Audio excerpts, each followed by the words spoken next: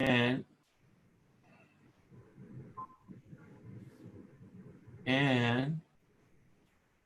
we're going live. We're broadcasting. Hello, hello. How's everybody doing today? Well, we got another great show for you guys and ladies. As usual, the Digital-Roundtable crew is here today. We got Llewelyn King, who runs the White House Chronicle, among many other things, a renowned journalist. We got to have him today again. Llewelyn, how are you? Very well, thank you, Andres. Excellent, excellent. And we got Dr. John Butler at the University of Texas. And John and I are wearing our college colors. John, say hello.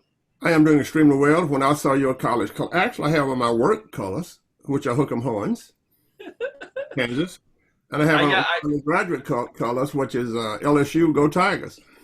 Yeah, I need to get me a Texas State working color. I got my CMG working color there, and then my Jayhawk. And I'm hooking them horns here when I work, and I'm Go Tigers where I went to undergraduate school. There you go. Happy to be here. There you go. People are signing up. I see folks signing up. We're live. Lots of stuff going on this week, guys. We were just talking a little bit about that, but stock market is up. Congress just passed another bailout package for the small, medium-sized business, something like $400 million, $500 million. For some reason, we lost Llewelyn. I don't know why. Hopefully, he'll sign up.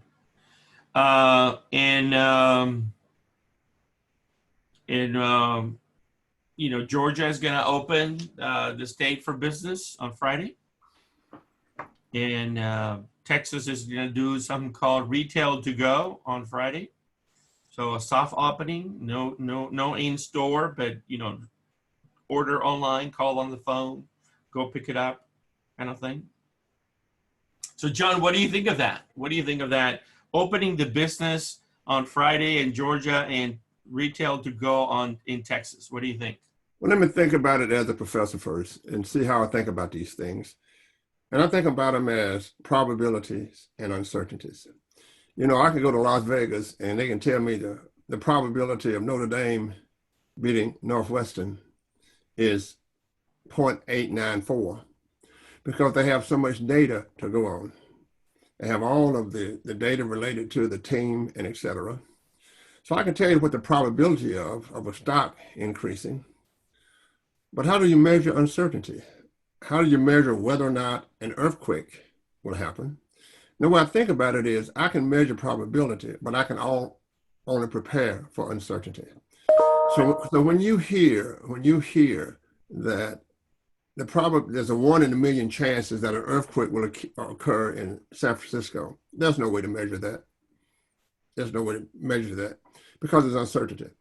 So what I see in the opening up of things, as more data comes in, and this is from the measurement point of view, then when we have more data to look at the probability that the virus has decreased. And there's Llewelyn. Hi, Llewelyn, how are you doing? Llewelyn, I was just saying, you might want to rephrase the question now that Llewelyn is back, and I can start over. Yeah, Llewelyn, we were just talking about the fact that Georgia and Texas are trying to start their openings on Friday, and the fact that the Congress approved a new package for small, medium-sized business, and the stock market is up, and many companies are up dramatically. So John was making a comment on it, and we'll come back to you. Yeah, I was commenting that I can measure probability, but I cannot measure uncertainty. So I think that the opening up of things, given that we know so far, it is still uncertainty. That is, I can tell them, as I said, Llewelyn, what's the probability of Notre Dame beating Northwestern? Or what's the probability of my insurance rates going up? But I cannot tell them the probability that there would be an earthquake, if you will, in San Francisco. the only thing I can do is prepare for uncertainty. So as uncertainty brings in more numbers where we can calculate things, well, I think as things open up, we really need to pay attention to the probabilities that the disease will continue to spread. So that's my scientific way of thinking about it. My gut feeling is that we must somehow think of a future. We must always think of a future. And I think that if you're going to open up things with the measurement, and be prepared to shut down things when things go south. So my scientific side of me is saying, how do I measure it? And my gut side is, how do I get the hell out of this house? So we've got two things going on here. Right. Llewelyn? My own thought is that you've got to find a way of getting people back to work, but you've got to be very cautious about it.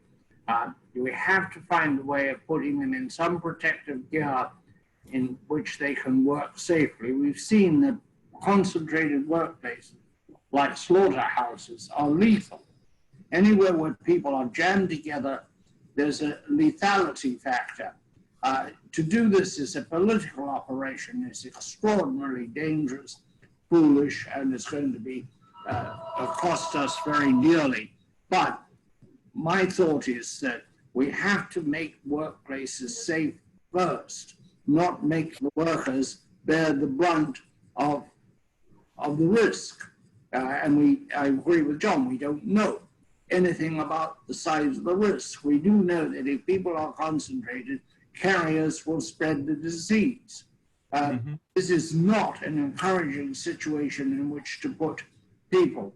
Much is made of Sweden, which has not had a lockdown. But if you look at the numbers in Sweden, they are higher than they are than their European neighbors with lockdowns.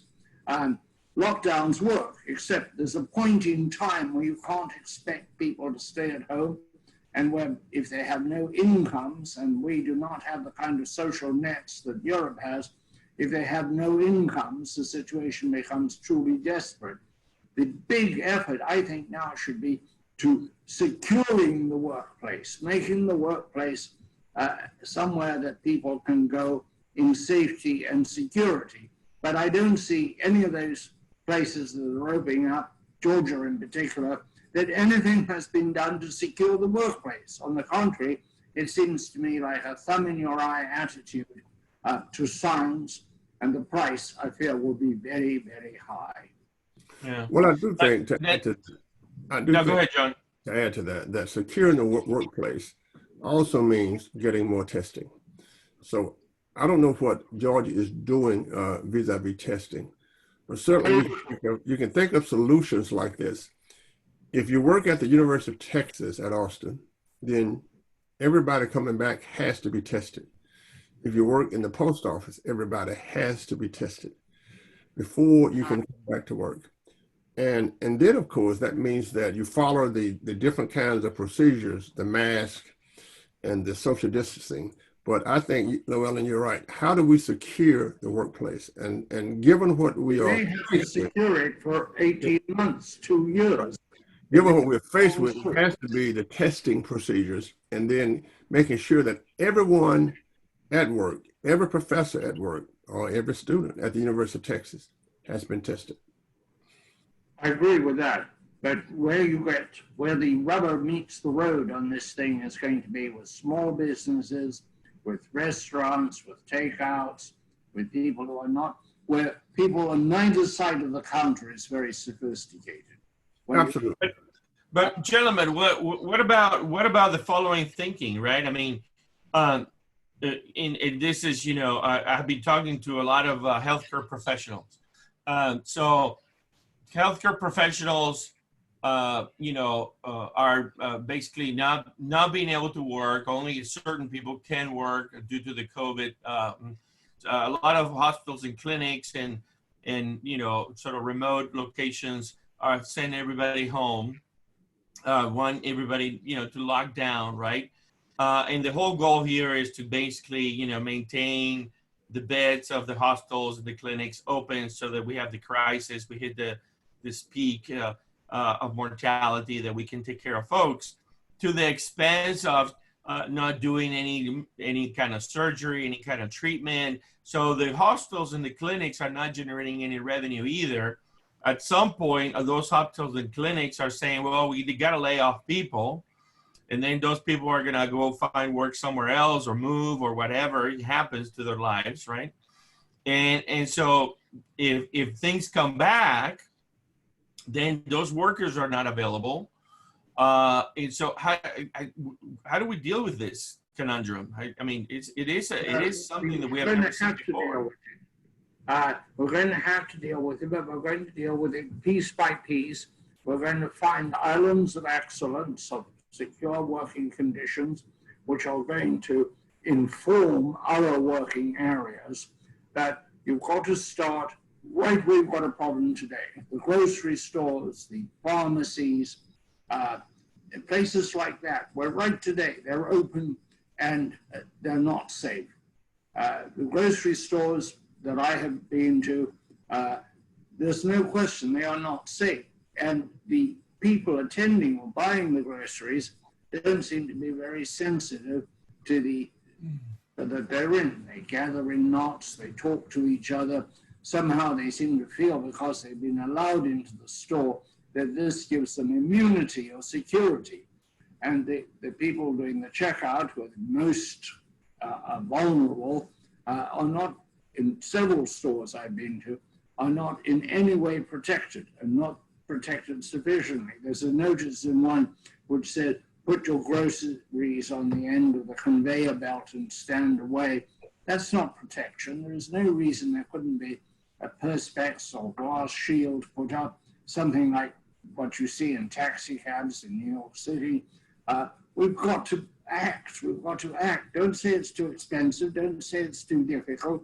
We had a terrible example where we didn't do what we should have done, which was securing cockpits on airports because it was too expensive, it was inconvenient.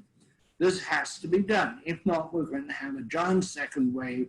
And if things are bad today, and CDC has warned that there may be a second wave in the fall, that could be worse than the first wave. We have to take prophylactic actions now and try to go back to work. And then I will talk when we get on in the program about the work that has disappeared and is not going to reappear because the governor says the shops are open.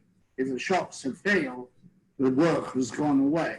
If the manufacturers have failed, the work has gone away. If the supply chain to the manufacturer has failed, the work has gone away. We need to look at the totality of going forward and not to expect that this is like the financial crisis of 2008 and eventually everything will bounce back. The status quo ante will return. It'll be a classic business school V. It won't. It is a different world, different pressures, and thankfully different opportunities. Yes, I do agree, but envision with me a while, use your imagination with me a while, and let's look at the relationship of gathering and the business model block of customers. Can you imagine a situation where grocery stores are no longer large, but rather they are now located in communities?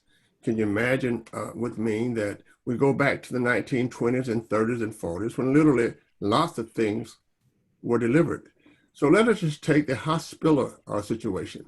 Can you imagine with me that clinics will evolve?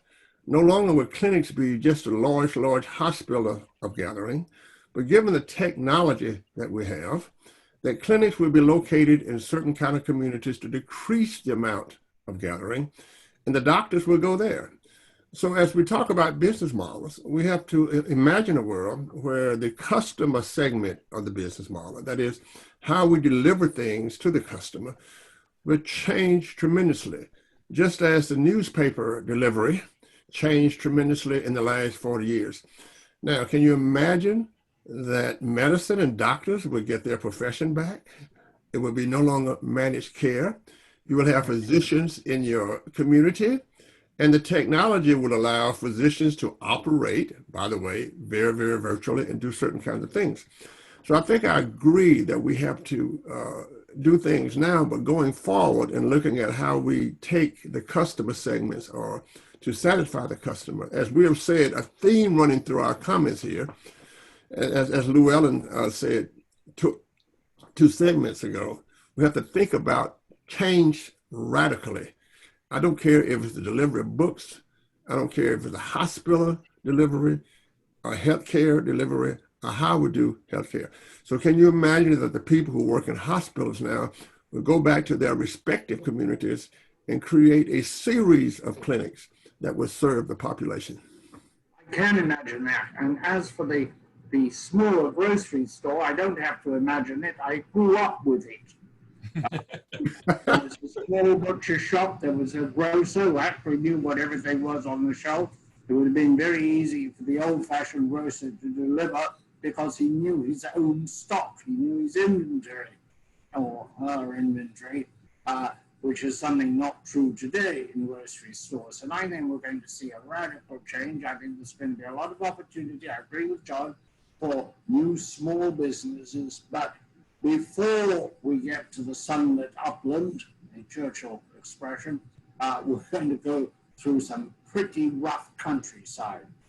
It's not going to be easy. The jobs are not there. Do not kid yourself. The 22 million people now getting unemployment insurance are going to show up at the place at which they used to work and sign on. Some will, many will not. By the way, the 22 million is probably grossly underreported. People without computers, the wrong side of the digital divide, etc., were not able to sign up, and there are always those undercounted who don't seek work or are working in the gig economy. The other thing, John, is that you have to adjust the gig economy. The gig economy needs to have people working in the gig economy need to have the same benefits as people out working in conventional jobs. I agree. Access to reasonably priced health insurance, social security, unemployment, and workers' compensation. There needs to be a Bill of Rights, if you will, for gig employees, because there are going to be an awful lot more of them going forward. So your point is an excellent point to where I want to take the conversation, because clearly COVID-19 has become, if anything, the big catalyst for the acceleration of digitalization, which is what we do for a living. And you know, we introduced a new change management, culture management framework that includes digital models, hybrid models, and anything long distance, telecare kind of things. We are having a lot of conversations with folks about where do we go from here and how do we come back? And clearly, you know, unfortunately, there will be for sure winners and losers. And the easy winners are obvious ones, and some of the easy losers are perhaps obvious ones. But the question is, how do we go about reinventing this, and what is the opportunity on the business side when sort of the cost of our infrastructure, price of oil going down, being negative $40 2 days ago, you know, manufacturing coming back into the United States. Can you guys walk us through what that new reemergence business model looks like with a gig economy that is, partaking into benefits and all that? What does that look like? How do we go about enabling that, John? Is that an extension of the success of Austin? Is that a new model? What does it look like? Well, let's go to a board. Let us say that we're sitting in a boardroom now, and we have the COVID raging around us. And what are the questions that we ask? We ask about customer relations. We ask about revenue streams. And we ask about channels. That is, how do we sell our products, and how will those revenue changes take place? So the first thing that we do, I think we start to think about the channels.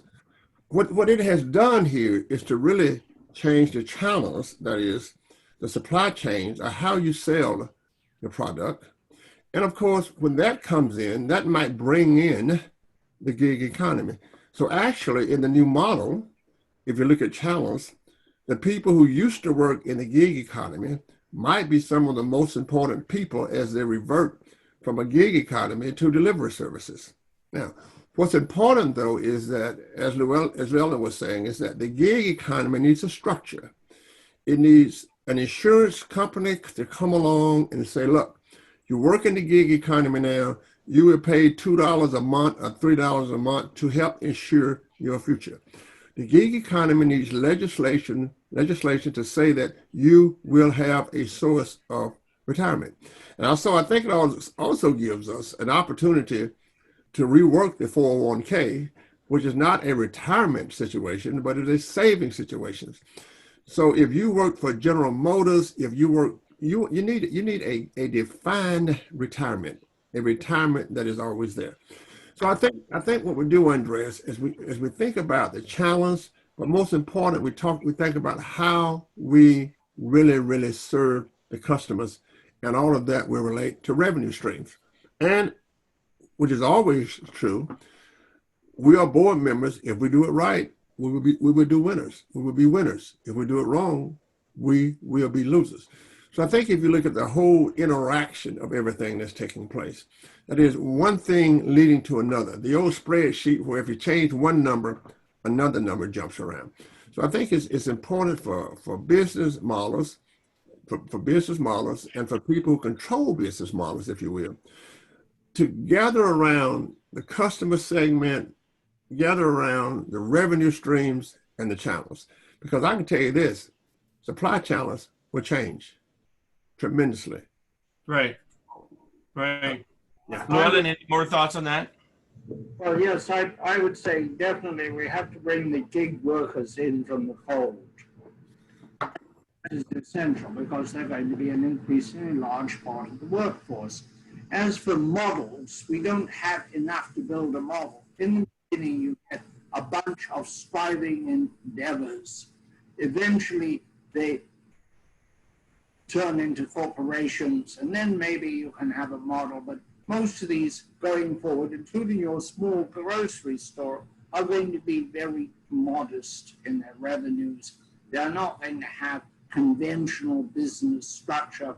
They'll be lucky if they can keep a ledger to keep trace of their transactions. Many do not have even a simple ledger. In that situation, I mean, talking about models is really rather, trying to get another angel on the pinhead. It's just not practical. We need very practical ways to get from here to there. And when we've done that, we're still going to have a lot of unemployed people. My answer to that is we reinvestigate and maybe revive the concepts behind the Works Progress Administration of the 1930s, which was hugely successful. They built 600 airports, tens of thousands of miles of road, created many of the national parks, and certainly many of the facilities went back to that. A huge boom to creativity in writing and music and the creative arts. I've been looking up the numbers, and they were often public-private entities, but they were not government handouts in the conventional sense. It was the alternative to the dole. I'm a little alarmed that the road we have started down on is a handout road, because we probably had to do it. There probably was no alternative. But it is time now that we employed some imagination, some thinking about how we're going to absorb the 22 million unemployed we know about. I think it's between around 30, 35 million. If you think that at its height, the WPA employed 8 million when the American population was 27 million. Now, multiply out those things and you get some idea of the scope of it. The scope today is going to be enormous number of skilled, semi-skilled, and the other thing that comes from that kind of public works project is people who don't have skills acquire them. We lost something when we lost the draft. Kids coming out of the draft who had done their national service often had skills they would never have acquired otherwise. Skills in technology, skills in electronics, skills in very simple things, mechanical engineering, lots of practical things. The WPA should be thought of as a vast extension of the core of engineers who know how to do things. We've got what my consultant friend Jan Vins of Guidehouse calls the gray future, which is the gray threat, and that is the imminent arrival of terrible environmental excess, with sea levels rising, etc. That requires engineering, that requires infrastructure, and that requires a large workforce, so that could be the way out of the predicament. Great. Let me come. Hold on, Johnny. I'm going to encourage folks to send us some questions. I'm starting to get some. I'm going to take a look at them and we'll answer them in the next segment. Again, encouraging you all. Go ahead, John. And let me just comment, the military is absolutely right, since myself, John Sibley Butler, and Charles Moskos have a book on that, All That We Can Be. And the data certainly shows that over the years, veterans were more likely to do better than non-veterans, and that switched around with Vietnam. But let me just say about the business models, if you will, for the small enterprises. Now, Llewelyn, we do have a model here, a situation where a lot of the small enterprises, they kind of came together, and other enterprises developed, entrepreneur firms, they did their accounting for them, they did their finance for them, they did their strategy for them. So I think the connected economy in the last 30 years saw insurance companies coming together and asking people in the small enterprises if they would like to buy insurance, and they became insurers of small enterprises. So I think that we can use that. I guess we should be called a model. It certainly should be called a best practice, if you will, to continue to tie those people together. In other words, if we go back to a situation of small shops, it doesn't mean that they're sitting on an island all alone. It means that they're connected through the internet, and there are people who will do their accounting for them, and their finance for them, and their strategy for them, and decide when they grow or when not to grow. But still, as you said, you would still have a mom and pop organization that's based on lifestyle, that's designed to make a living and perhaps send your kids to school and take a vacation every now and then. Well, I've operated a small business for 47 years now, and nobody has come to me. I've had to negotiate health insurance, negotiate everything. I've had to go to them. I've had to go and find the accountants, find the advice, and have the moral fortitude to ignore it. Obviously, you are not in the great state of Texas. You must be. You must be somewhere outside of Texas. So let me. Energy Daily, which had something to do with the trade in Texas. So let me come back. Let me come back to you all after we do a quick break. But I want to leave you with this for 30 seconds. I'm going to take a 30-second break and just thank our sponsors and plug our annual event real quick. But what is the impact? When I think about CMG in particular, highly virtual company, 50 members. We use things like LegalZoom, Ring Central, Zoom. Virtual green office spaces. We use a team in the Philippines for administration that has a much lower cost of per hour things. Why isn't everybody in a more virtual mode? Why isn't everybody trying to be more digitally virtual? And perhaps this is the beginning of that, which means what happens to office spaces? What happens to a lot of that stuff? What is the impact to global companies? Are we going to have less global companies? Is being regional more important than being global? What about cloud? What about analytics? How do we leverage all that? So pause on that. Think about that for a moment. I'm going to share my screen real quick. And I want to talk to you guys about a couple things. I want to talk to you about the Digital 360 Summit that is coming up August 18th. 19th and 20th in San Marcos, hosted by the Texas State University. It's going to be 300 experts, 450 attendees.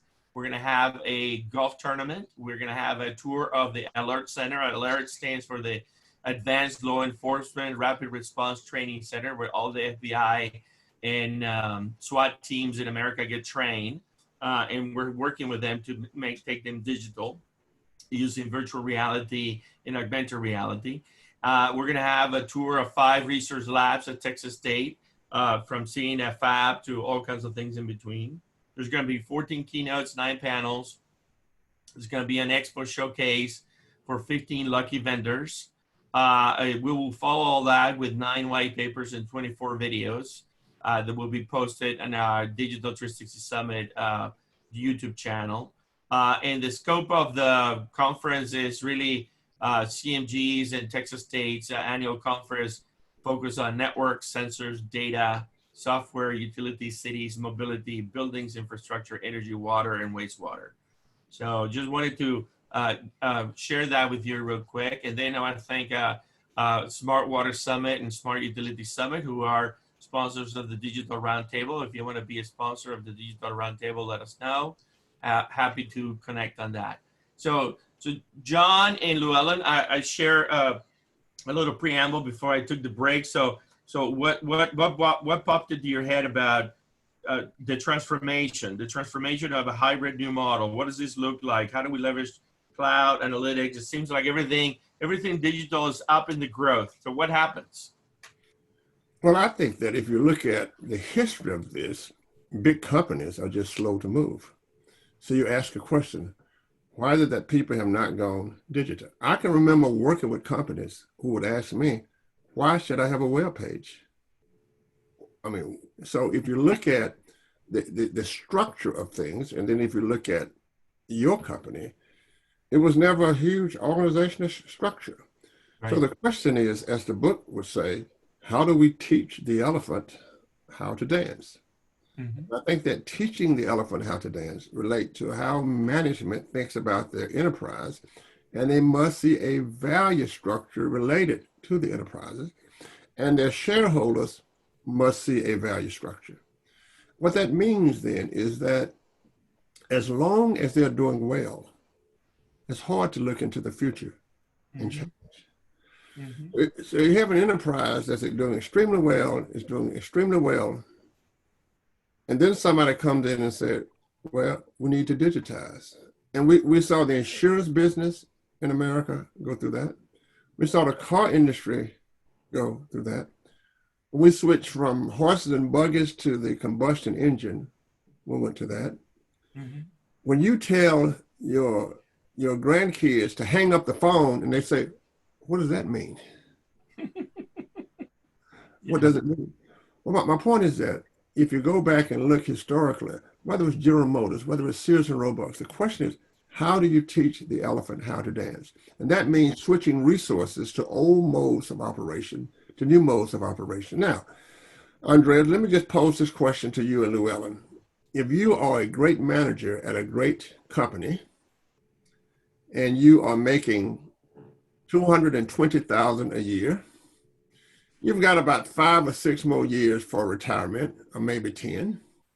Sometimes it's best to stay risk averse rather than change the organizational structure to digitize. Yep. So I think that's what's going on. But a situation like this, which really hits you in the gut, and all of a sudden they had no choice but to deliver. They had no choice but to switch to our mode of communications now.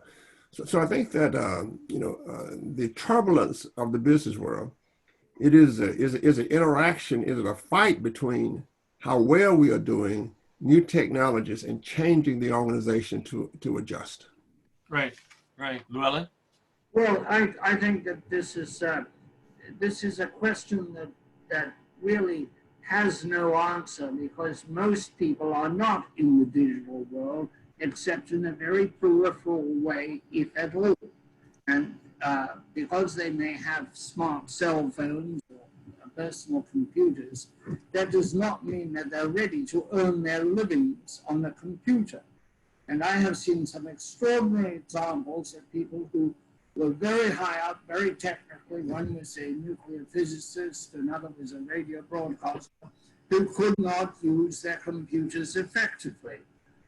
The idea that we're all longing to be sitting at home, working at home, is a false enterprise. Most of the people who are going to need jobs after coronavirus has worked its way through the system are not people who can do or should be doing jobs on computers. They are people who work with their hands. They lift things, they push things, they repair things, they drive things. So there is a limit to the digitization. I'm all for it. I think we're going to see a huge surge of digitization and smart cities and things like that, but it is not going to affect a great many workers who work in restaurants and warehouses. If it does, only peripherally. Somebody in a restaurant may punch in a bill on a computer, but that does not mean they're a digital worker any more than somebody who picks up the phone is a public speaker. And I think that you've got to realize the limits of the digital world. It is not a panacea for all lacking work. It is hugely helpful at the moment. Thank God this has not happened like 1918 with the flu. We can communicate, we can work at home, we can do this program. It's a tremendous benefit, but it is not a solution to the looming unemployment problem. That requires much more imagination. I do agree. Andreas, I read in the paper, what's the percentage of people in Austin, my hometown, who can work digitally? Is it 45 or 50? And then what's the percentage where labor has been digitized with lifting machines, warehouse machines, with robotics? So therefore, Llewelyn, would that create new opportunities for people to learn to run the machines? To an extent. I'm not very much convinced that you retrain people after a certain age. They can learn things, but never with the skill as though they had learned them, when they were in their teens. So I don't think that's going. I think a man or a woman that's driven a truck all of their lives is going to do anything on a computer of any value to themselves or anyone else. It does that. When you will have a whole generation of young people who are not only good on computers, they're totally integrated with computers. Mm-hmm. To go to a computer as a place to work, that is a very different thing to what young people have, which is a total integration with the computer. The computer is much part of their lives as the bottle opener was in my teen years. They would understand an 18-wheeler with no driver coming down the road. That is something that's probably going to happen. You know, we've had the technology for more than 30 years now to take an airplane off from Austin and land it in London without a human being touching the controls. Now, why do we have a human being in there? We have a human being in there because the public would be appalled if they thought there was no pilot, but it is entirely possible for the air traffic control, the air traffic system to be a lot more automated than it is. But automation has heretofore, or rather produced more jobs. Not sure if it's going to produce more jobs going forward. At present, it looks as though it subtracts jobs. Whether it's the simplest automation of an elevator in an apartment building in New York with somebody operating it and then nobody operating. That's a job loss. Not a great job, but not a bad one. It has some dignity, some responsibility. So that the first wave of computers has been not so good for the job market unless you are a computer worker. It has subtracted jobs at the middle and the bottom. Going forward, it looks as though it will subtract more jobs at the bottom, a greater reason to channel those people into infrastructure, etc. And why I'm proposing that we take a look at the WPA again and see what's going to get us through the next 10, 15 critical years. Yeah, there's also the theory that on the airplane, there would be a pilot and a dog to bite the pilot if he touches the controls. I tend to agree with that. You know, John, I've got to tell you this. I used to be a private pilot. Well, I am a private pilot. I don't have an airplane. Yes. I was flying down to Tennessee, and the weather was getting bad, and we were all filing for instrument clearances. And the way you describe the number of a passenger on an airplane or any human being is always described as a soul, never as a person. It's a soul, so many souls. And this beach baron calls in and says files, but he didn't give the number of people on board. So the controller in Savannah asked him, and the man said, "Oh, we got 2 people and 1 dog here." And the controller said, "Understand, 2.5 souls." That's nice. That's good. Nice. Okay, Andrea, we're getting out of control. You better take over. I want to switch. I want to switch topics. So Microsoft, my alma mater professionally, my first job was on Microsoft, issue a climate change commitment January 16th of this year. Maybe it's all, very insightful how these things happen, but they basically committed to be carbon dioxide negative footprint by 2030.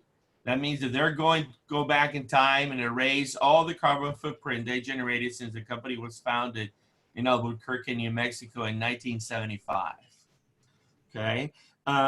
Additionally to that, the VP of Sustainability at Microsoft at a conference that I attended in late February shared that they have done a study where they predict that the temperature of Earth will go up 1 more degree in 10 years, 66% probability that by 2030, if we may emit as a whole, the globe, 420 gigatons of CO2. And so that's what's driving their response to basically eliminate as much CO2 as possible. They don't want to contribute to that additional degree that a lot of people say is a sort of red line that we cross. And this is all happening while every other country in the world is trying to live like America, have the life standard of America. This is all happening at the same time that we're adding 2 billion more people to the planet. And now we have COVID-19 on a global basis, displacing a lot of people for work. We're adding 2 billion people in the next 10 years. How do we solve these challenges, gentlemen? Andrea, if the dinosaur were here, I would love to talk to them. This old Earth has gone through, as anthropology would tell you, you can go to the bottom of the sea and find cities. You can dig in Miami. They found a city underneath Miami. Yeah. In Israel, they just found another city. And I think that we should respond and always try. And I also think that companies, what is that? What is that? A Jayhawk. Go ahead. Let me get my list of Tigers. Go Tigers, right? Go Tigers. But I think I should always try, because here's the deal. The companies that you talked about, we have something that we study called being a good citizen. Yeah. I mean, if the attitude toward your customers, the attitude of the customers are changing to be more aware of the Earth, then I think that you have to do that. But again, this is in my category of uncertainty. Mm-hmm. We just don't know what this old Earth is going to do. But what we do know is that it's done a lot in the past. Yeah. So, but John, it is clear what's happening, and I'm trying to connect the dots here. Yeah, I understand. I think that we have, what's happening right now is that, like it or not, we are handing the planet, the control of the planet, the leadership of the planet, the next phase of evolution to the millennials, to the Gen Zs, to the kids that grew up playing with remote controls in virtual battles.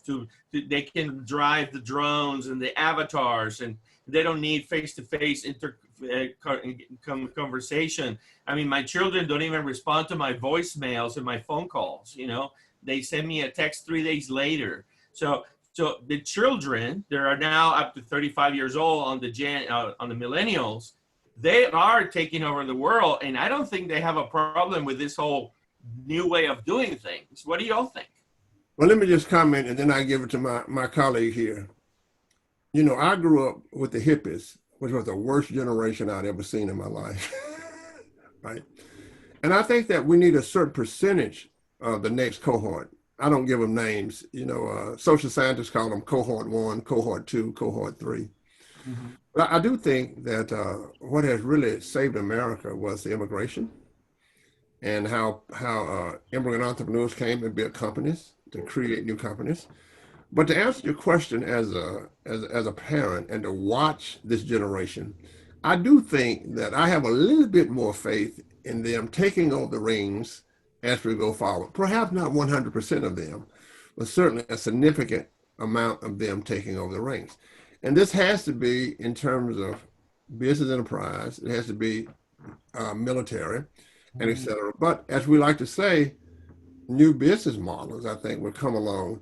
And the question, if they don't fall in line and do this, then something definitely will happen to the planet. So these are all philosophical, interesting kinds of questions. Yeah. And I think that if we could look into the future, we would know. But who would have thought when I was in college or when you were at Kansas that we would have a Microsoft? Right. Or that we would have a Dell computer, or that we would have a Facebook, or that we would have an Apple. Yep. So I think that what's important is to get the mode of going forward, where it would be a capitalist economy going forward, and go from there. I'll let Llewelyn take Llewelyn. Well, I would just say I don't share all of your fatalism, John. I said we are in control of the destiny vis-a-vis the immediate climate change. Today, the 22nd of April, is Earth Day. It's the 50th birthday of the first endeavor to take charge of the environment and stop degrading it. And it is a mixed picture, but because of this lockdown, we've had a little snapshot of what could be. The air is clear in Los Angeles. You can see the Himalayas, as we pronounce it here, from towns in the Punjab which have not been able to see them in 30 years. Mumbai, notoriously bad for pollution. The air is clear. The message there is pretty straightforward. Burn less carbon. And that includes, by the way, jet airplanes, which lay it down at a very high but very poisonous level. It's only about 3% by volume, but by effect, it's much higher. We are getting there. There are very many hopeful signs, many of which are to do with Andre's digital world. We can measure things better. We can control them better. By simply putting digital controls on, say, two-stroke outboard engines, we've improved their emissions out of sight. We can do something. We've seen this vision of the future during this terrible time of crisis. We have seen a promising vision of the future that some effort to control human excess will result in a diminution of the speed at which the earth is deteriorating.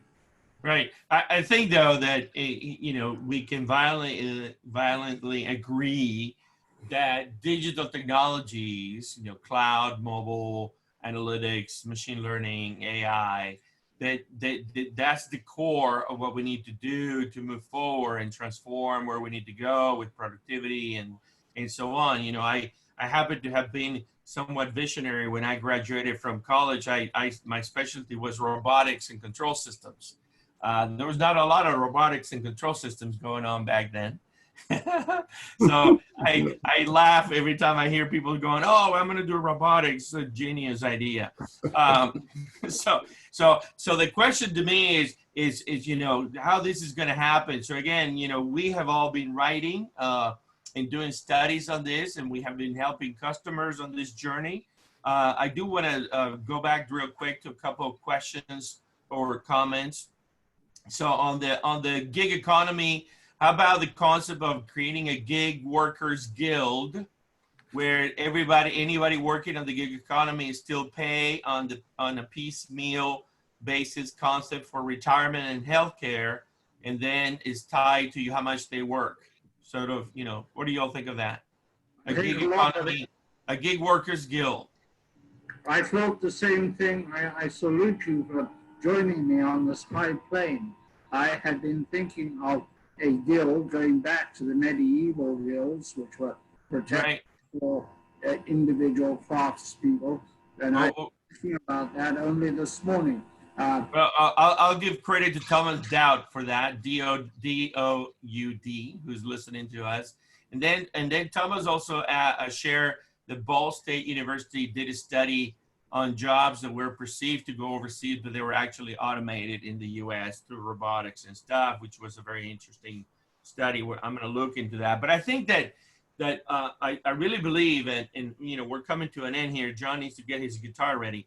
But I am really fascinated with the fact that everybody's enamored with the health crisis and people dying. And I can't stop thinking about how what's happening is really accelerating the use of cloud, mobility, artificial intelligence, and avatars and robots and second spaces for meeting, like Zoom, virtual spaces for meeting, right? I'm sure that all of you have been invited with a new tool over the last 30 days to attend some new meeting on a tool that you never heard of, even though tools like freeconference.com is 18 years old, or Skype is 20 years old, or many others, WebEx from Cisco, you know, some of the pioneering tools. And it's kind of interesting how that's all coming back in a huge way. So the takeaway is, you know, for a vendor, you know, do the vendors need to change their strategies? What should they be changing in order to sell their products better? Any thoughts on that? And for the buyers, what are the buyers needing to do other than hiring consultants like us to help them with their new change management, culture management projects? Because it seems like culture is the thing that is getting in the way here. How do we move forward on this? Llewelyn. I think that you've got to differentiate between all these products, and the challenge for the vendors is to have clear differentiation, what it will do, what it won't do, how user-friendly, etc. But I don't approach this as anything except a consumer of these products. I'm using one of them to make television programs with mostly good success. We ran into a problem yesterday with somebody who had difficulty connecting up because they had never used a computer in that way. But otherwise, products are quite remarkable. I think it's quite extraordinary. I think the fact that we're all having this conversation here is quite extraordinary. But if you want to sell anything, you've got to use, as Ogilvy, the great advertising man, said, you've only got a few words: new, improve, best, better. In this case, you've got to say easier, friendlier, cheaper, accessible. These are the sales words of the computer age, I think, because you've got to extend beyond the company of the cognoscenti into the world of all of those people who are, if not on the wrong end of the digital divide, they're right on the edge of the digital divide. And that's what I think, if you want to increase the penetration of these products. At the time that Microsoft came along, it had an open field, and I think this was true of Google. It had a much better search engine. We're not going to have that kind of open field, the green fields ability of a new vendor to sweep to the top, I think, unless I agree. You have to define what a product is. Is a product software? We remember when products were not softwares. What is a product? I mean, is it okay? I go on the internet all the time and I buy stuff as a product. It's a product because it fulfills the needs, my perceived needs of what I want to do. But obviously, in your arena of digitization of cities where everything is becoming smart, your icebox talks to you, your refrigerator talks to you, your meter line talks to you, your automobile speaks to you, your desk speaks to you. And all of those things produce a product called data.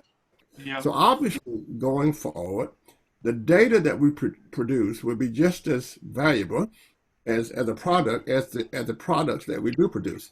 The other thing is that the digitization. Can you imagine again with me? And Llewelyn, don't tell me you saw this one before.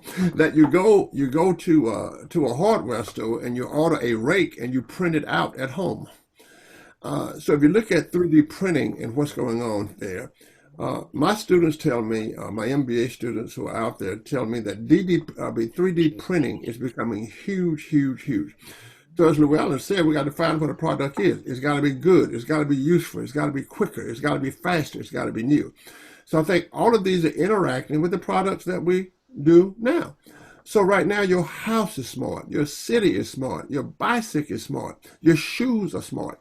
And I think that all of these are definitions to satisfy the needs of human beings. And underlying all of this is the ability for us to eat and to have a future. Right. I would just like to add about data, a cautionary word about data. Data will tell you where you've been. It won't tell you exactly where you're going. And data, I think of as very valuable, but also in some ways as being like market research. Market research works fine till you get to a product that is outside of previous experience, at which point market research falls on its face. If you go and ask people, would you like a movie about, say, a comedy series where nothing happens? Right. This isn't, you fail with market research when you're dealing with a totally new, imagined product. Yeah, I agree. But let me comment on that. Market research is now becoming physics. I don't have to ask you what you're doing. I know what you're doing. So all I need is cell phone data, credit card data, face recognition data, and I can tell you what you're doing, what you think you want to do. This is why when you look for a book online, the next day you have 15 million people trying to sell it to you. So I also think that data allowed us to look in the future. That's what it does. It doesn't mean it's correct because these models will fail. The financial models will fail. But we use this data to write equations to project the future and to say that if you buy this insurance in 1960, by 2020, it will be a policy worth $1 million. So I think the difference between us and ancient people is finance and numbers and the ability to us to kind of manufacture a future which might not be there. Right. But I think the big change in marketing now is that it's like physics. It's just writing equations to tell my people that sell me stuff, well, what does John Butler want? Well, he always goes online. He's always looking for crawfish. Okay. Clearly, we all have a good intuition of what the hottest jobs of the future are, being data scientist, a programmer, and so on, being a drone pilot of sorts. But I've shared last time, and I'm going to share it again, that the hottest low-tech job of the future, short-term, given all these climate change concerns, regardless of if you believe it or not, is energy efficiency. And so we did a little math here on what this would mean, right? So if you add 1.6 million jobs in 5 years, we could actually decrease the carbon footprint just of the U.S. by 264 million metric tons, and save customers and shave revenues from utilities at the clip of $60 billion annually. That again would create paying jobs. A lot of people need these jobs. A lot of people are low-tech people, are not, skilled computer folks, as Llewelyn was sharing, and that's part of the big challenge here. How do we retrain the workforce? Any final thoughts on that? I think circumstance will be very important. People will have to look, and they will start looking. Remember, one of the things that makes America great, or has made it great, is labor mobility. Well, if you apply labor mobility, not so much to geographic mobility, running to California because their jobs there, or Nebraska, etc., but when you think of it in intellectual terms, running from this endeavor, this idea, I could do this, to I could do that, a kind of mental mobility will be necessary, and those with it will find new occupations and enrich the country again. Right. Yes, I think saying is we must all become, education is continuous learning. I think what my colleague just said was that we cannot be a population that's fixed in its learning endeavors. Constant learning, continuous learning, learning how to learn has always been very, very important. So we got to get out of this notion that, all right, I know how to do X, Y, and Z. The question is, how do you continually learn how to learn? My comment. Yeah. All right. That wraps it up, guys. Thank you very much. We're off to the channel. I'm going to close my Facebook broadcasting. We were broadcasting live on Facebook. And I'm going to kick everybody out of the room here. Gentlemen, stay on for a moment here before I come back to you. Thank you for listening today, guys. Time to sign off. Thank you very much.